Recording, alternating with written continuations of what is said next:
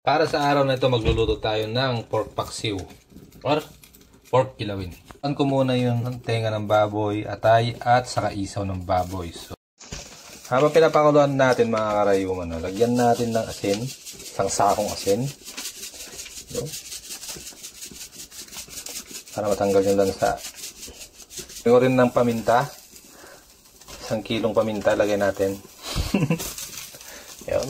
Mga karayuman, kumukulo na siya at kailangan na natin pahinaan ng konti. Kasi nga, aapaw.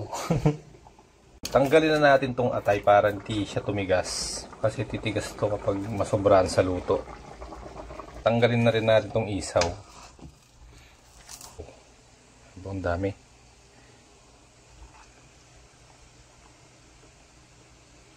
Mga karayuma kung medyo malambot na siya. Huwag natin masyadong palambutin kasi hindi masarap ang tenga kapag malambot. So okay na to sa akin. So mga karayuma, hugasan na muna natin para matanggal naman yung konting diba. Chop na natin. Yung tenga, ang dami. Dami na pala. Next natin itong atay, mga karayuma. Dagdag gout na naman to. Para hindi tayo makalakad sa Monday. Ito talaga yung pinaka-the best sa lahat. Para hindi ka na makalakad sa Lunes. Natin slice ito mga kasangkapan ng mga karayuma. Itong luyas, sibuyas, bawang at sili. Siyempre, gigisa na natin. Maglagay tayo ng mantika, konti lang. Yun. At ilalagay ko na rin tong luya niya. Yun, tumunog na. So, okay na.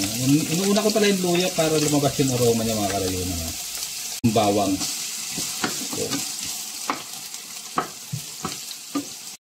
at saka syempre, itong sibuyas, pampadagdag ng anak o pampadami ng karayuma. Yan. So ito mga karayuma, gisa lang natin. Yan, ayan lang natin. Kapag medyo kapag medyo natusta na siya mga karayuma, lagay na natin tong baboy, tenga ng baboy. Yun, lagay ko na yan. Ito na rin tong isaw ng baboy. Yan. Oh my God. At syempre mga karayuma, hindi mawawala, ilalagay na natin tong atay ng baboy. Yun, full tank. At habang ginigisa natin mga karayuma, lagyan na natin ng asin para pumasok yung lasa niya. Isang sakong asin nalagay natin. Lagyan ko ulit ng paminta. Yun. Isang sakong paminta ulit. Lapit na matuyo mga karayuma. Lagyan na natin tong walang pangalan na suka. Galing Pampinas. Tingnan nyo. 1 cup na suka siguro. Paksiwa, di ba? Yun. Isagan pa natin ng tubig. Galing pa to sa sabelang tubig na to. Yun. So yung mga karayuma, kumukulo na siya. Ilagay na natin ang ating sili. Pampalasa at pampanghang. Yan. Yun. At dahil malambot na siya mga karayuma, yun, pwede na kumain.